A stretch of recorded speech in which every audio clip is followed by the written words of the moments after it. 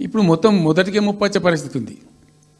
అటు గోదావరి మీద అరాకిరి చేసి చంద్రబాబు నాయుడు ఏపీ ప్రభుత్వం నల్లమల సాగరు, ఈ సాగరు, ఆ సాగరు, అటు గోదావరి దోపిడీ జరుగుతూ ఉంటే దాని మీద సప్పులు లేదు.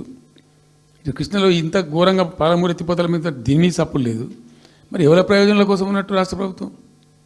ఏం చేయడానికి ఉన్నట్టు? ఏం జరుగుతున్నట్టు ఈ రాష్ట్రంలో? కాబట్టి ఎట్టి పరిస్థితుల్లో నేనే స్వయంగా రంగంలో దిగాలనుకున్నా.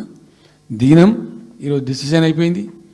2-3 రోజులలో 2-3-4 రోజులలో రాబోయే 3-4 డేస్లో ఆయా జిల్లాల నాయకులతో సమావేశమై ఖచ్చితంగా చాలా పెద్ద ఎత్తున అక్కడ గ్రామానికి డప్పు కొడతాం, మొత్తం సభలు పెడతాం, కవులు, గాయకులు, కళాకారులు అందరినీ తట్టి లేపుతాం.